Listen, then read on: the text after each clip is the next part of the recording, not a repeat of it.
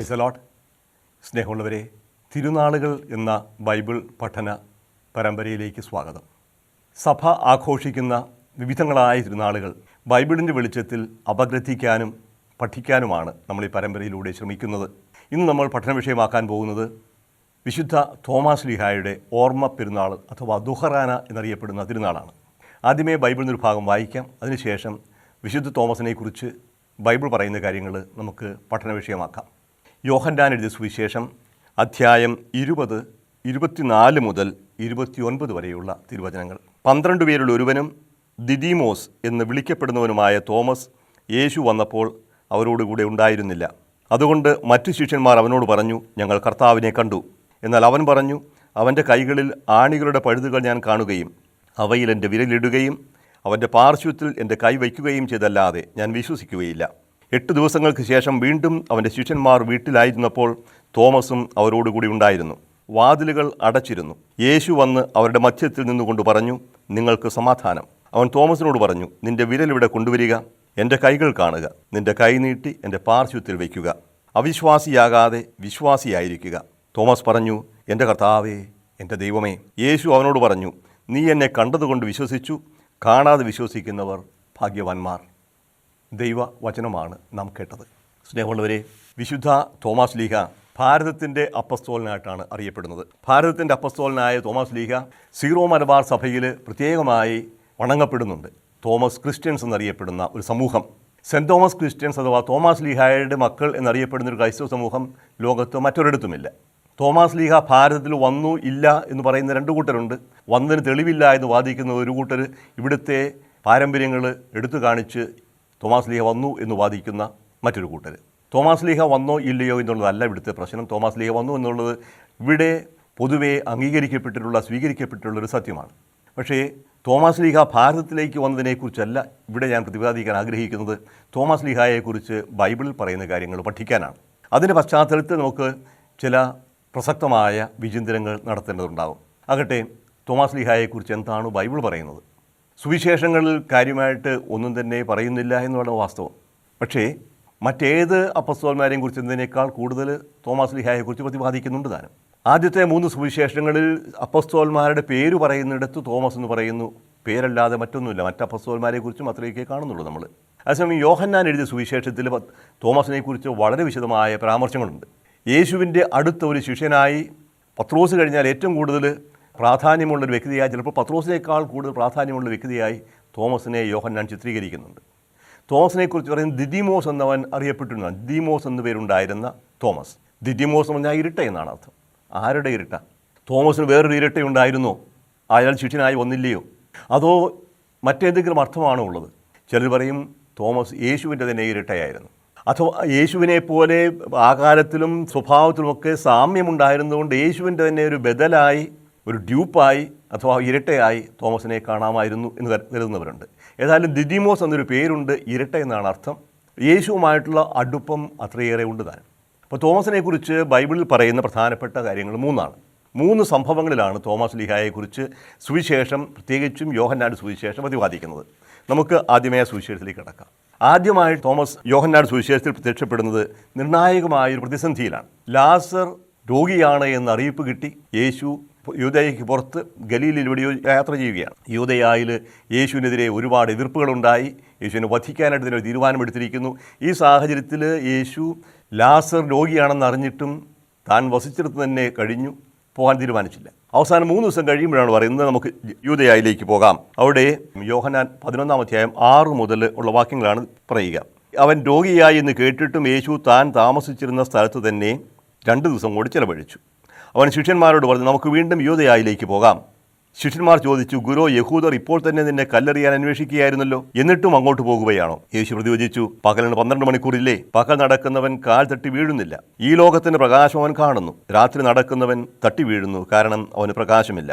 അവൻ തുടർന്നു, നമ്മുടെ സ്നേഹിതനായ ലാസർ ഉറങ്ങുകയാണ്, അവനെ ഉണർത്താൻ ഞാൻ പോകുന്നു. ശിഷ്യന്മാർ പറഞ്ഞു, കർത്താവെ, ഉറങ്ങുകയാണെങ്കിൽ അവൻ സുഖം പ്രാപിക്കും. യേശു അവൻ്റെ മരണത്തെക്കുറിച്ചാണ് സംസാരിച്ചത്, എന്നാൽ നിദ്രയുടെ വിശ്രമത്തെക്കുറിച്ചാണ് അവൻ പറഞ്ഞതെന്ന് അവർ വിചാരിച്ചു. അപ്പോൾ യേശു വ്യക്തമായി അവരോട് പറഞ്ഞു, ലാസർ മരിച്ചുപോയി. നിങ്ങൾ വിശ്വസിക്കേണ്ടതിന് ഞാൻ അവിടെ ഇല്ലാഞ്ഞതിനാൽ നിങ്ങളെ പ്രതി ഞാൻ സന്തോഷിക്കുന്നു. നമുക്ക് അവൻ്റെ അടുത്തേക്ക് പോകാം.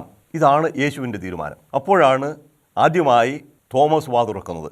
ദിദിമോസ് എന്ന തോമസ് അപ്പോൾ മറ്റു ശിഷ്യന്മാരോട് പറഞ്ഞു, അവനോടൊപ്പം മരിക്കാൻ നമുക്കും പോകാം, അവനോടൊപ്പം മരിക്കാൻ നമുക്കും പോകാം. യേശുവിനോടൊപ്പം പോകാനുള്ളൊരു തീരുമാനമാണ് തോമസിൻ്റേത്. മറ്റെല്ലാ ശിഷ്യന്മാരും ഭയന്നു നിൽക്കുകയാണ്. യൂദയായിലേക്ക് പോയാൽ എന്താ സംഭവിക്കാൻ പോവുക? സാൻഹദ്രിൻ സംഘം തന്നെ വധശിക്ഷ വിധിച്ചിരിക്കുകയാണ് യേശുവിനെ വിചാരണ ചെയ്യാതെ. അഥവാ യേശുവിൻ്റെ അസാന്നിധ്യത്തിൽ അവനെ വിചാരണ ചെയ്ത് അവൻ മരിക്കണം തീരുമാനിച്ചിരിക്കുക. പ്രധാന പുരോഹിതൻ തന്നെയാണ് പറഞ്ഞത്, ജനം മുഴുവൻ നശിക്കാതിരിക്കാൻ ഒരുവൻ മരിക്കുന്നത് നല്ലതാണ് എന്ന് കയ്യാഫാസ് വിധി പ്രസ്താവിച്ചു കഴിഞ്ഞിരിക്കുകയാണ്. അവനെ എവിടെയെങ്കിലും കാണുകയാണെങ്കിൽ അറിയിപ്പ് കൊടുക്കണമെന്ന് ഫരിസേയർ ആവശ്യപ്പെട്ടിരുന്നു. ഇങ്ങനെ യേശുവിനെ പിടിച്ച് വധിക്കാനായിട്ട് തീരുമാനമെടുത്തിരിക്കുന്ന ഒരു ദേശത്തേക്ക് പോകാനായിട്ട് യേശു തീരുമാനിക്കുമ്പോൾ മറ്റെല്ലാ ശിഷ്യന്മാരും ഭയന്ന് നിൽക്കുമ്പോൾ തോമസാണ് മുന്നോട്ട് വരിക. പോകാം, അവനോടുകൂടെ മരിക്കാൻ നമുക്കും പോകാം. അപ്പോൾ തോമസിൻ്റെ ഒരു ഉറച്ച തീരുമാനം ഇവിടെ വ്യക്തമാണ്. മരണത്തിലും യേശുവിനോട് കൂടി ആയിരിക്കണം, മരിക്കാനും സന്നദ്ധനാവുക. അവൻ എങ്ങോട്ട് പോകുന്നു അങ്ങോട്ട് ഞാനും പോകും. ജീവൻ്റെ നാഥനാണവൻ. യേശുവിനെ അനുഗമിക്കുക എന്നതാണ് അവൻ്റെ ലക്ഷ്യം. യേശു വിളിച്ച നാൾ മുതൽ തോമസ് യേശുവിൻ്റെ പിന്നാലെയുണ്ട്. ഇപ്പോൾ രക്തസാക്ഷിത്വത്തിലേക്ക് നയിക്കുന്ന ഒരു വലിയ സാഹസം അഥവാ വലിയ ധൈര്യം ഇവിടെ കാണാം. ആ ധൈര്യം ദൈവം നൽകുന്നതാണ്. അപ്പോൾ ധീരനായ തോമസ്, മറ്റെല്ലാവരും ഭയന്ന് പിന്മാറുന്നിടത്ത് മരിക്കാൻ സന്നദ്ധനായി മുന്നോട്ട് പോകുന്ന തോമസ്. നമുക്കറിയാം ആ ധൈര്യം ഭാരതത്തിൽ രക്തസാക്ഷിത്വത്തിന് കാരണമായി തീർന്നു.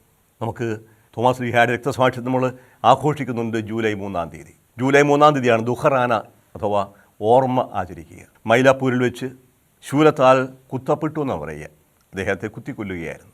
അനേകർ ക്രിസ്തുവിൽ വിശ്വസിക്കുന്നത് കൊണ്ട് അസൂയ പൂണ്ട മത നേതാക്കളാണ് അവനെ വധിച്ചത്. അപ്പോൾ അവനോടുകൂടി മരിക്കാൻ നമുക്കും പോകാം എന്ന് പറഞ്ഞ ആ ഒരു തീരുമാനം യോഹന്നാൻ്റെ സുവിശേഷത്തിൽ നമ്മൾ ആദ്യമായിട്ട് കാണാം. ധീരനായ ഒരു ക്രിസ്തു ശിഷ്യൻ, രക്തസാക്ഷിത്വം വരിക്കാൻ സന്നദ്ധനായ, ആത്മാവിൽ നിന്നും ധീരത ലഭിച്ച വ്യക്തിയാണ് തോമസ്. ഇതാണ് ആദ്യത്തെ ചിത്രം. രണ്ടാമത്തെ ചിത്രം സത്യാന്വേഷിയായ തോമസാണ്. തോമസിനെക്കുറിച്ച് രണ്ടാമത്തത് യോഹന്നാൻ പറയുന്നത് 14-ാമത്തെ അധ്യായത്തിലാണ്. 14-ാമത്തെ അധ്യായം യേശുവിൻ്റെ വിടവാങ്ങൽ പ്രസംഗമാണ്. 14-ാം അധ്യായം 1 മുതൽ 6 വരെയുള്ള വാക്യങ്ങളിൽ പ്രസക്തമായ ഭാഗം കാണും. നിങ്ങളുടെ ഹൃദയം അസ്വസ്ഥമാകേണ്ട, ദൈവത്തിൽ വിശ്വസിക്കുവിൻ, എന്നിലും വിശ്വസിക്കുവിൻ. എൻ്റെ പിതാവിൻ്റെ ഭവനത്തിൽ അനേകം വാസസ്ഥലങ്ങളുണ്ട്. ഇല്ലായിരുന്നെങ്കിൽ നിങ്ങൾക്ക് സ്ഥലമൊരുക്കാൻ പോകുന്നുവെന്ന് ഞാൻ നിങ്ങളോട് പറയുമായിരുന്നു. ഞാൻ പോയി നിങ്ങൾക്ക് സ്ഥലമൊരുക്കി കഴിയുമ്പോൾ ഞാൻ ആയിരിക്കുന്നിടത്ത് നിങ്ങളുമായിരിക്കേണ്ടതിന് ഞാൻ വീണ്ടും വന്ന് നിങ്ങളെയും കൂട്ടിക്കൊണ്ടുപോകും. ഞാൻ പോകുന്നിടത്തേക്കുള്ള വഴി നിങ്ങൾക്കറിയാം. ഇത്രയും പറയുമ്പോൾ തോമസാണ് മറ്റുള്ളവരുടെ വക്താവ് രീതിയിൽ അഥവാ മനസ്സിലാവാത്തൊരു കാര്യം ചോദിക്കുക. തോമസ് പറഞ്ഞു, കർത്താവേ, നീ എങ്ങോട്ട് പോകുന്നു എന്ന് ഞങ്ങൾക്കറിഞ്ഞുകൂടാ, പിന്നെ വഴി ഞങ്ങൾ എങ്ങനെ അറിയും?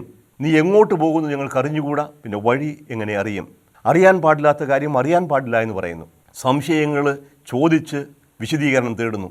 യേശു പറഞ്ഞത് ഇവർ മനസ്സിലായില്ല, മറ്റുള്ളവർക്കും മനസ്സിലായില്ല, പക്ഷേ ആരും ചോദിക്കാൻ തയ്യാറായില്ല. മൗനം മണ്ടന് ഭൂഷണമെന്ന് പറയാറുണ്ട്. ഇങ്ങനെ മൗനം പാലിക്കുന്ന സാഹചര്യത്തിൽ തോമസ് ചോദിക്കുകയാണ്. തൻ്റെ അറിവില്ലായ്മ പ്രകടമാക്കാൻ മടി കാണിക്കാത്ത ഒരു ശിഷ്യൻ, ഒരു സത്യാന്വേഷിയായ ശിഷ്യൻ. ഗുരു, നീ എങ്ങോട്ടാണ് പോകുന്നത് ഞങ്ങൾക്ക് അറിഞ്ഞുകൂടാ, പിന്നെ എങ്ങനെ ഞങ്ങൾ വഴിയറിയും? ഈ ഒരു ചോദ്യമാണ് ഏറ്റവും വ്യക്തമായ ശക്തമായ ഒരു വെളിപ്പെടുത്തലിന് വഴിതെളിക്കുന്നത്. ഒരു മഹാവാക്യം, വഴിയും സത്യവും ജീവനും ഞാനാണ്. മൃത്യോർമ്മ അമൃതം ഗമയ എന്ന് നിരന്തരം പ്രാർത്ഥിച്ചുകൊണ്ടിരുന്ന ഭാരത ഋഷിമാരുടെ പ്രാർത്ഥനയ്ക്കുള്ള മറുപടിയാണ് ഇവിടെ കാണുക. അസതോമ സദ്ഗമയ, തമസോമ ജ്യോതിർഗമയ, മൃത്യോർമ്മ അമൃതം ഗമയ. അമർത്യതയിലേക്ക്, സത്യത്തിലേക്ക്, ജീവനിലേക്ക് വഴി നയിക്കണം, പ്രകാശത്തിലേക്ക് നയിക്കണം എന്ന നിരന്തരമായ പ്രാർത്ഥനയ്ക്കുള്ള ഉത്തരം തോമസിൻ്റെ ചോദ്യത്തിന് മറുപടിയായിട്ടാണ് യേശു പറയുന്നത്. വഴിയും സത്യവും ജീവനും ഞാനാണ്. ഞാനാണ് ജീവൻ. എന്നിലൂടെയാണ് എല്ലാവരും ജീവൻ പ്രാപിക്കുക. ജീവൻ്റെ ഉറവിടമായ പിതാവിലേക്ക് ഞാൻ വഴിയാണ് എല്ലാവരും വരിക. ഞാനാണ് ലോകത്തിൻ്റെ പ്രകാശം. തമസോമ ജ്യോതിർഗമയ, അന്ധകാരത്തിൽ പ്രകാശത്തിലേക്ക് നയിക്കണമേ എന്ന നിരന്തരമായ പ്രാർത്ഥനയ്ക്കുള്ള മറുപടി ഞാനാണ് പ്രകാശം, ലോകത്തിൻ്റെ പ്രകാശം ഞാനാണ്. അമർത്യതയിലേക്ക് നയിക്കണമേ എന്ന് പ്രാർത്ഥിക്കുന്നവർക്കുമുള്ള മറുപടി ഞാനാണ് ജീവൻ. എങ്ങനെയാണ് ഈ ജീവനിലേക്ക് നയിക്കുക, ജീവനിലേക്ക് വരിക? എന്നിലൂടെ. ഞാനാണ് വഴി. എന്നിലൂടെ അല്ലാതെ ആരും പിതാവിലേക്ക് കടന്നു പോകുന്നില്ല. ഞാനും പിതാവും ഒന്നാണ്. അപ്പോൾ പിന്നെ നീ എങ്ങനെ വഴി ചോദിക്കും? ഞാനാണ് വഴി. അപ്പോൾ എന്നിലേക്കാണ് വരേണ്ടത്, യേശുവിലേക്കാണ് ആകർഷിക്കുക. യേശുവാണ് ജീവൻ്റെ ഉറവിടം. അപ്പോൾ ഈ വലിയ ഒരു വെളിപ്പെടുത്തലിന് വഴിതെളിച്ചത് തോമസിൻ്റെ ചോദ്യമാണ്. ഒരുപക്ഷേ ഇത് ദൈവത്തിൻ്റെ തന്നെ പദ്ധതിയാവാം. ഭാരതത്തിലേക്കാണ് അപ്പസ്തോലനായി തോമസ് വരാനിരുന്നത്. ഈ ഭാരതത്തിൻ്റെ ആത്മാവിൻ്റെ അന്തർദാഹം ഏറ്റെടുത്ത് ചോദിക്കുന്നത് തോമസാണ്. അപ്പോൾ ഭാരതത്തിന് വേണ്ടി ഒരു പ്രതിനിധി എന്ന നിലയിൽ യേശുവിൻ്റെ അടുക്കൽ ചോദ്യമർപ്പിക്കുകയും അതിന് മറുപടി സ്വീകരിക്കുകയും ചെയ്യുമ്പോൾ നമ്മുടെ മുഴുവനും അന്തർദാഹത്തിന്, നമ്മുടെ പൂർവികരുടെ അന്തർദാഹത്തിനുള്ള മറുപടി ഇവിടെ കിട്ടുകയായി. വഴിയും സത്യവും ജീവനും ഞാനാണ്. ഈ മഹാവെളിപാടിനുള്ള അവസരമൊരുക്കിയത് തോമാസ്. നമ്മൾ തോമാസ് ലീഹായെ പൊതുവെ സംശയിക്കുന്ന തോമ എന്നാണ് വിശേഷിപ്പിക്കുക. ഞാൻ ആദ്യം വായിച്ച ഭാഗവും അപ്രകാരമാണ് രേഖപ്പെടുത്തിയിരിക്കുന്നത്. POC ബൈബിളിൽ കൊടുത്തിരിക്കുന്ന ടൈറ്റിൽ തന്നെ തോമസിൻ്റെ സംശയം എന്നാണ്. പക്ഷേ അത് തെറ്റായ ടൈറ്റിലായിട്ടാണ് എനിക്ക് തോന്നുക. തോമസിനോട് സംശയമൊന്നുമില്ല. അവൻ ഉയർത്തെഴുന്നേറ്റോ ഇല്ലയോ എന്ന് എനിക്ക് സംശയം ആണെന്ന് തോമസ് പറയുന്നില്ല. ഞാൻ വിശ്വസിക്കില്ല, റെഫ്യൂസ് ടു ബിലീവ്. അത് സംശയമല്ല, അതൊരു തീരുമാനമാണ്. അവനെ കാണാതെ ഞാൻ വിശ്വസിക്കുകയില്ല. എന്തേ ഇങ്ങനെ സംഭവിക്കാൻ? തോമസിൻ്റെ ശാഠ്യം ശക്തമാണ്, കൃത്യമാണ്. മറ്റെല്ലാവർക്കും പ്രത്യക്ഷനായ യേശു എന്തേ എനിക്ക് മാത്രം പ്രത്യക്ഷനാവുന്നില്ല? മറ്റെല്ലാവരും എലികളെപ്പോലെ ഭയന്ന് മാളത്തിലൊളിച്ചിരുന്ന അവസരത്തിൽ ഭക്ഷണത്തിന് വേണ്ടി ഒറ്റയ്ക്കിറങ്ങിത്തിരിക്കാൻ ധൈര്യം കാണിച്ച് എന്നെ മാത്രം എന്തുകൊണ്ട് ഗുരു ഇങ്ങനെ ഒഴിവാക്കി? അങ്ങനെ ഗുരുവിനെ സ്വീകരിക്കാൻ ഞാൻ തയ്യാറല്ല. I refuse to believe. ഞാൻ വിശ്വസിക്കുകയില്ല. എങ്ങനെയാണ് വിശ്വസിക്കുന്നത്? നിങ്ങൾ പറയുന്നത് ഞാൻ വിശ്വസിക്കില്ല. എനിക്ക് സംശയമുണ്ടെന്നല്ല പറയുക, ഞാൻ വിശ്വസിക്കാൻ തയ്യാറല്ല. I refuse. തീരുമാനമാണ്. പക്ഷേ അതിനൊരു ഉപാധിയുണ്ട്. ഉപാധി ഇതാണ്, എനിക്ക് കാണണം. എന്താണ് കാണേണ്ടത്? അവൻ്റെ മുറിവുകൾ കാണണം, അവൻ്റെ കയ്യിൽ ആണിപ്പഴുതുകൾ കാണണം, അത് തൊട്ടു നോക്കണം. അത് ക്രിസ്തുവാണെന്ന് എനിക്കറിയണം, യേശു മരിച്ചവനാണെന്ന് അറിയണം. അവൻ്റെ വിലാവിൽ, അവൻ്റെ പാർശ്വത്തിൽ കുന്തം കൊണ്ട് കുത്തിയ വലിയ മുറിവുണ്ടാകും. ആ പാർശ്വത്തിൽ എൻ്റെ കൈ ഞാൻ വയ്ക്കണം. ഇത് രണ്ടും കണ്ടേ ഞാൻ വിശ്വസിക്കൂ, അല്ലെങ്കിൽ ഞാൻ വിശ്വസിക്കില്ല. ഇത് തോമസിൻ്റെ സംശയമല്ല, തോമസിൻ്റെ ശാഠ്യമാണ്. തോമസിൻ്റെ ശാഠ്യം വളരെ ശക്തമായൊരു വെളിപ്പെടുത്തലിലേക്ക് നയിക്കുകയാണ്. വഴിയും സത്യവും ജീവനും ഞാനാണ് എന്ന വെളിപ്പെടുത്തൽ പോലെ വളരെ പ്രധാനപ്പെട്ട ഒരു വെളിപ്പെടുത്തലാണ് ഇവിടെ സംഭവിക്കാൻ പോകുന്നത്. അതിന് ശേഷം വരുന്ന വിശ്വാസ പ്രഖ്യാപനവും. തോമസിൻ്റെ ചോദ്യം തീർച്ചയായിട്ടും ന്യായമാണ്. എന്തേ ഈ ഒരു വ്യക്തിയെ മാത്രം ഒഴിവാക്കുന്നു? ഈ തോമസ് ഇല്ലാത്ത സമയം നോക്കി പ്രത്യക്ഷപ്പെടാൻ എന്താണ് കാരണം? എല്ലാവരും ഉണ്ടായിരുന്നപ്പോൾ വരാൻ പാടില്ലായിരുന്നോ കർത്താവിന്? അതോ തോമസിനോട് ഇതിന് പ്രത്യേക വിരോധം ഉണ്ടായിട്ടാണോ? തോമസ് ചോദിക്കും, ഞാനെന്താ ഈ 12 പേരിൽപ്പെട്ട ഒരാളല്ലേ? എല്ലാവരും ഒളിച്ചോടിയപ്പോൾ ഞാനും ഒളിച്ചോടി, പക്ഷേ എന്തുകൊണ്ട് എന്നെ മാത്രം ഒഴിവാക്കുന്നു? അത് ഞാൻ സമ്മതിക്കില്ല. എൻ്റെ ഗുരു അങ്ങനെ ചെയ്യില്ല. എന്നെ വിളിച്ച ഗുരുവാണെന്നുണ്ടെങ്കിൽ എനിക്കവൻ സ്വയം വെളിപ്പെടുത്തി തരും. ഇതൊരു ശാഠ്യമാണ്. ഇത് സംശയത്തിൽ നിന്ന് വരുന്നതല്ല, ഇത് സ്നേഹത്തിൽ നിന്ന് വരുന്നതാണ്.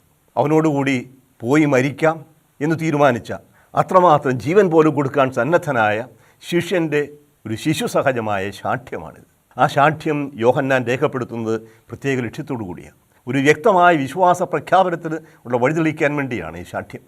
അതുകൊണ്ട് ശാഠ്യത്തിന് വഴങ്ങി. ഗുരു വന്നു, വീണ്ടും വന്നു.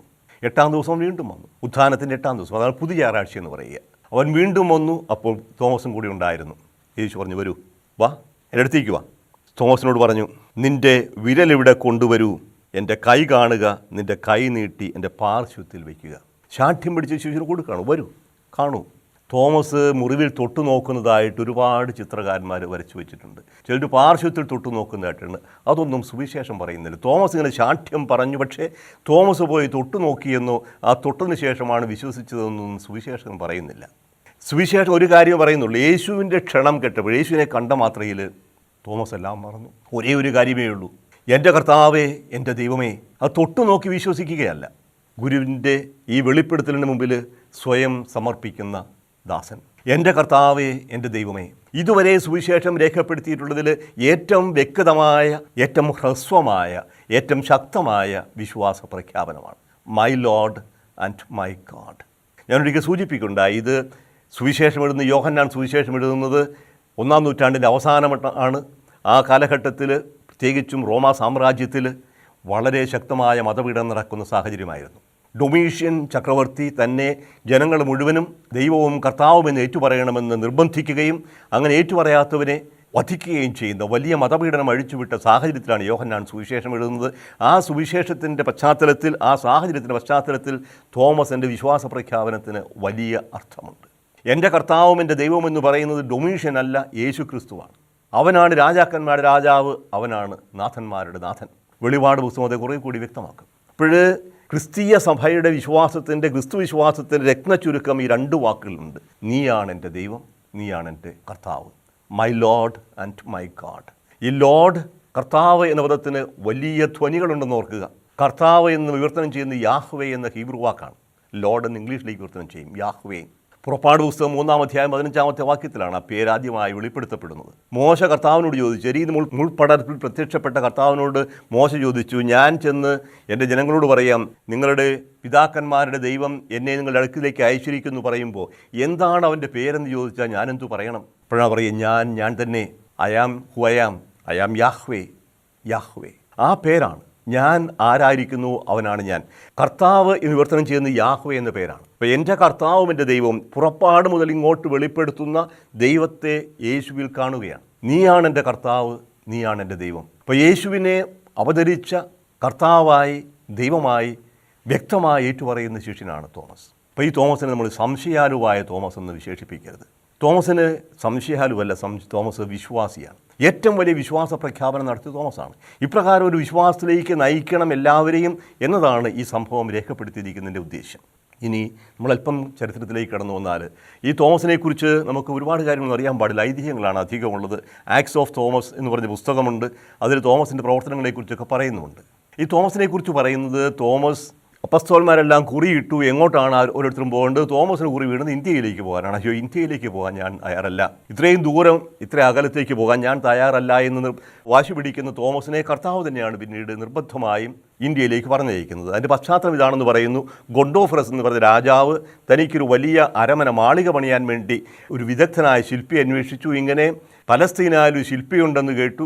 ദൂതന്മാരെ പറഞ്ഞയച്ചു. യേശു ക്രിസ്തു തോമസിനെ തൻ്റെ ശില്പിയായി ഇവർക്ക് കൊടുത്തു എന്ന് പറയുക. ഗൊണ്ടോഫറസിൻ്റെ ദൂതന്മാരോട് കൊടുത്തുവിടുകയാണ്. തോമസ് വലിയ ഒരു ശില്പിയായിട്ടാണ് വരിക മാളിക പണിയാൻ. അപ്പോൾ യേശു പറഞ്ഞപ്പോൾ പിന്നെ പോകാതിരിക്കാൻ സാധിക്കില്ല. യേശുവിൻ്റെ ശിഷ്യനായി അയക്കപ്പെട്ട തോമസ് ഗൊണ്ടോഫറസിൻ്റെ അടുത്ത് വന്നു.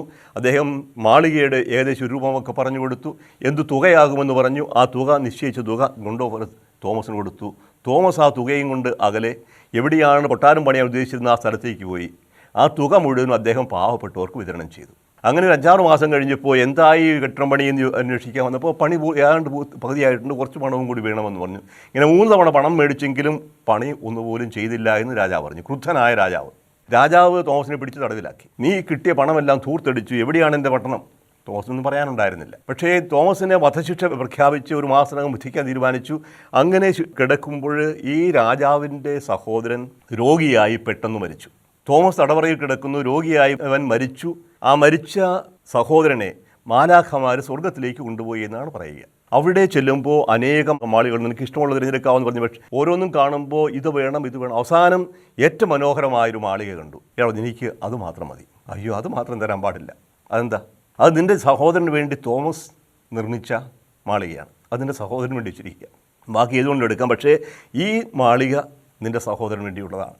അതിനുശേഷം അദ്ദേഹത്തിന് വീണ്ടും ഭൂമിയിലേക്ക് മടങ്ങി വരാനായിട്ട് ദൈവം അനുവദിച്ചുവെന്നും ഉറക്കം തെളിയുന്ന പോലെ മരണത്തിൽ ഉയർത്തെഴുന്നേറ്റ ഈ സഹോദരൻ ചേട്ടനോട് പറഞ്ഞു, ചേട്ടാ എനിക്ക് ആ മാളിക തരണം. ഏത് മാളിക? തോമസ് പണിയിച്ചിരിക്കുന്ന മാളിക. പക്ഷേ അപ്പോഴാണ് ഈ ഗോണ്ടോഫറസിന് മനസ്സിലാവുക, ആലയം അല്ലെങ്കിൽ മാളിക, കൊട്ടാരം പണിയുന്നത് ഈ ഭൂമിയിലല്ല, സ്വർഗത്തിലാണ്. തോമസ് ലീഹ രാജാവിൽ നിന്ന് കിട്ടിയ ധനം മാളിക പണിയാനായിട്ട് ഉപയോഗിച്ചത് പാവപ്പെട്ടവരെ സഹായിച്ചുകൊണ്ടായിരുന്നു. ഇതാണ് തോമസ് ലീഹയുടെ വിശ്വാസത്തിൻ്റെ പ്രത്യേകതയും.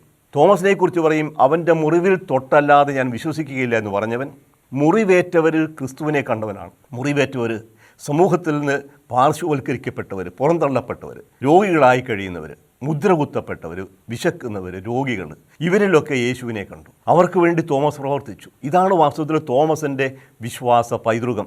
ഇതാണ് വിശുദ്ധ തോമസ് ലീഹയുടെ വിശ്വാസാനുഭവം. അല്ലാതെ മുറിവേറ്റ യേശു, പ്രത്യക്ഷപ്പെട്ട യേശുവിൻ്റെ ഹൃദയത്തിൽ കൊണ്ടുപോയി കൈവച്ച് താൽക്കാലികമായുണ്ട് അതിന് അനുഭവമല്ല. ഈ അനുഭവം യേശുവിനെ മുറിവേറ്റവനായി കണ്ട തോമസ്, ഈ മുറിവേറ്റ യേശുവിൽ മാത്രമേ ഞാൻ വിശ്വസിക്കുന്നു കട്ടായം പറയാൻ കാരണം, ഞാൻ വിശ്വസിക്കുന്ന ദൈവം എനിക്ക് വേണ്ടി മുറിവേറ്റവനായിരിക്കണം. തോമസ് കണ്ടതാണ് യേശു മുറിവേറ്റവൻ, പിടിക്കപ്പെട്ടവൻ, തകർക്കപ്പെട്ടവൻ, നിങ്ങൾക്ക് വേണ്ടി വിഭജിക്കപ്പെടുന്ന ശരീരമാണെന്ന് പറഞ്ഞ് സ്വയം വിഭജിച്ചു തന്നവൻ. ആ യേശുവിലെ തോമസ് വിശ്വസിക്കൂ. ആ വിശ്വാസത്തിന് വലിയ ആഴമുണ്ട്, അർത്ഥമുണ്ട്. ആ അർത്ഥം ഇതാണ്: ദൈവം പ്രത്യക്ഷപ്പെടുന്നത് പാവപ്പെട്ടവനിലാണ്, ഒന്നുമില്ലാത്തവനിലാണ്, പാർശ്വവൽക്കരിക്കപ്പെട്ടവനിലാണ്, വീടില്ലാത്തവൻ്റെ കൂടെ. അവനോടുകൂടി നിൽക്കുമ്പോൾ മാത്രമേ യേശുവിനെ കാണാൻ സാധിക്കൂ. തോമസ് അത് കണ്ടു, തോമസ് അത് പ്രവർത്തിച്ചു. ഈ അപ്പോക്രിഫയിലൂടെ വരുന്ന ഈ സന്ദേശം ഇതാണ്: മുറിവേറ്റവരിൽ യേശുവിനെ കാണുക. യേശു പറഞ്ഞല്ലോ, മത്തായി എഴുതിയ സുവിശേഷം 25-ാം അധ്യായം 31-46 വരെയുള്ള വാക്യങ്ങളിൽ, എനിക്ക് വിശന്നു, നിങ്ങൾ എനിക്ക് ആഹാരം തന്നു, എനിക്ക് ദാഹിച്ചു, നിങ്ങൾ കുടിക്കാൻ തന്നു, ഞാൻ രോഗിയായിരുന്നു, എന്നെ സന്ദർശിച്ചു. അപ്പോൾ ഈ ഒരു അനുഭവമാണ് യേശുവിൻ്റെ പാവപ്പെട്ടവരോടുള്ള താതാത്മീകരണം. ആ താതാത്മ്യപ്പെടുന്ന യേശുവിനോട് ചേർന്ന് നിൽക്കാനുള്ള സന്നദ്ധത, ഓപ്ഷൻ ഫോർ ദ പുവർ, പാവപ്പെട്ടവരോടുള്ള പക്ഷം ചേരൽ, അവിടെയാണ് തോമാസ് ലീഹായുടെ വിശ്വാസ പൈതൃകം കാണുക. ഇപ്പോൾ തോമാസ് ലീഹായുടെ ഓർമ്മ തിരുനാൾ ആഘോഷിക്കുകയും തോമാസ് ലീഹായുടെ വിശ്വാസ പൈതൃകം നമ്മൾ സ്വന്തമാക്കിയെന്ന് അഭിമാനിക്കുകയും അവകാശപ്പെടുകയും ചെയ്യുമ്പോൾ മറക്കരുതാത്തൊരു കാര്യമുണ്ട്. തോമസിൻ്റെ വിശ്വാസം ഇപ്രകാരമുള്ളൊരു വിശ്വാസമാണ്. അവനെ കാണാതെ ഞാൻ വിശ്വസിക്കില്ലെന്ന് പറയുമ്പോൾ എവിടെയാണ് കാണുന്നത്? ഈ പാവപ്പെട്ടവനിൽ യേശുവിനെ കാണാൻ സാധിക്കുന്നില്ലെങ്കിൽ എൻ്റെ വിശ്വാസം വിശ്വാസമേ അല്ല, അർത്ഥശൂന്യമായി തീരുന്നു. നമ്മുടെ വിശ്വാസത്തിന് വഴിതെറ്റുന്നുണ്ടോ എന്ന് ചിന്തിക്കാനുള്ള അവസരം കൂടിയാണ്. തോമാസ് ലീഹായുടെ വിശ്വാസ പൈതൃകം സ്വന്തമായി സ്വീകരിക്കുന്ന സഭയും സഭാംഗങ്ങളും വളരെ കണിശമായൊരു ആത്മശോധനയ്ക്ക് നിർബന്ധിതരാവുകയാണ്. എവിടെയാണ് ഞാൻ ക്രിസ്തുവിനെ കാണുക? എങ്ങനെയാണ് ക്രിസ്തുവിന് വേണ്ടി മാളിക പണിയുക? ഇവിടെ 7 നിലയുള്ള മുഖവാരങ്ങൾ പണിതാൽ കർത്താവ് അതിൽ വസിക്കുമോ? വലിയ 5 സ്റ്റാർ ശൈലിയിലുള്ള കത്തീഡ്രലുകൾ പണിതാൽ അവിടെ കർത്താവ് വസിക്കുമോ? തോമസ് ലീഹ കൊണ്ടോഫറത്തിന് വേണ്ടി പണിത കൊട്ടാരം ഭൂമിയിലായിരുന്നില്ല, സ്വർഗത്തിലായിരുന്നു. പലപ്പോഴും നമുക്ക് നമ്മുടെ തിരഞ്ഞെടുപ്പുകളിൽ മുൻഗണനാ ക്രമങ്ങളിൽ വഴിതെറ്റിപ്പോകുന്നുണ്ടോ എന്ന് സംശയിക്കേണ്ടതുണ്ട്. ആ ദേവാലയ നിർമ്മാണം മാത്രമല്ല, നമ്മുടെ ആഘോഷങ്ങളും നമ്മുടെ സ്ഥാപനങ്ങളും സ്ഥാപനവൽകൃതമായ സഭയുടെ പെരുമാറ്റങ്ങളുമൊക്കെ പലപ്പോഴും തോമാസ് ലീഹായുടെ വിശ്വാസാനുഭവത്തിൽ നിന്ന് അകന്നു പോകുന്നില്ലേ എന്ന് സംശയിക്കേണ്ടതുണ്ട്. വ്യക്തികളുടെ ജീവിതം, അത് സഭയുടെ അധികാരത്തിലുള്ളവരാവട്ടെ അധീനരാവട്ടെ സമൂഹത്തിലുള്ള ആരുമാകട്ടെ, തോമാസ് ലീഹായുടെ വിശ്വാസം ഏറ്റുപറയുന്നൊരു സമൂഹത്തിൽ ഇപ്രകാരമുള്ള ധൂർത്ത് ഉണ്ടാവാൻ പാടില്ല. തോമാസ് ലീഹായുടെ വിശ്വാസാനുഭവം പാവങ്ങളോടും പാവപ്പെട്ടവരോടും പക്ഷം ചേരുന്ന, പാർശ്വവൽക്കപ്പെട്ടവരോട് കൂടെ നിൽക്കുന്ന യേശുവിനോടുള്ള പക്ഷം ചേരലാണ്. മുറിവേറ്റവനിൽ യേശുവിനെ കാണാനുള്ള സന്നദ്ധതയാണ്. അതിനുവേണ്ടിയാണ് അവൻ വന്നത്. അതിനുവേണ്ടിയാണ് യേശു തോമസിനെ ഈ ഭാരതത്തിലേക്ക് അയച്ചത്. ഇവിടെ 20 വർഷത്തോളം 52 മുതൽ 72 വരെ എന്നാണ് പറയുക. ഈ ഭാരതത്തിലുടനീളം യാത്ര ചെയ്ത് സഭകൾ സ്ഥാപിച്ചു, സഭാ സമൂഹങ്ങൾക്ക് രൂപം കൊടുത്തു. അവസാനം മൈലപ്പൂരിൽ രക്തസാക്ഷിയായി മരിക്കുകയും ചെയ്തു. അവനോടുകൂടി മരിക്കാൻ നമുക്കും പോകാം എന്ന് പറഞ്ഞവൻ അവനോടുകൂടി പോയി മരിച്ചു. അവൻ അവൻ്റെ ജീവിതത്തിലൂടെ, അവൻ്റെ മരണത്തിലൂടെ വലിയൊരു സാക്ഷ്യം നമുക്ക് നൽകി. അത് ഈ മരണം വഴി ജീവൻ നമുക്ക് നൽകിയ യേശു ക്രിസ്തുവിലുള്ള വിശ്വാസമാണ്. വഴിയും സത്യവും ജീവനും ഞാനാണ് എന്നു പറയാൻ മാത്രം യേശുവിനെ പ്രേരിപ്പിച്ച, നമ്മുടെ പ്രാർത്ഥനകൾക്ക് മറുപടിയായി സ്വയം യേശു വെളിപ്പെടുത്തുന്ന ആ ഒരു സാഹചര്യത്തിലേക്ക് നയിച്ച വിശുദ്ധ തോമസിൻ്റെ ഓർമ്മ നമുക്കും ആചരിക്കാം. തോമാസ് ലീഹായുടെ ഓർമ്മ തിരുനാൾ അഥവാ ദുഹ്റാന തിരുനാൾ തോമാസ് ലീഹായുടെ വിശ്വാസം സ്വന്തമായി സ്വീകരിക്കുന്നതിനും ആ വിശ്വാസത്തെ അനുസരിച്ച് ജീവിക്കാനുമുള്ള ഒരു പ്രചോദനമാകട്ടെ, കൃപയാകട്ടെ. തോമസിൻ്റെ മാതൃക നമുക്ക് പ്രചോദനം നൽകട്ടെ. അവൻ്റെ മാധ്യസ്ഥ്യം നമുക്ക് സഹായകമാകട്ടെ. നമുക്ക് ശേഷം പ്രാർത്ഥിക്കാം.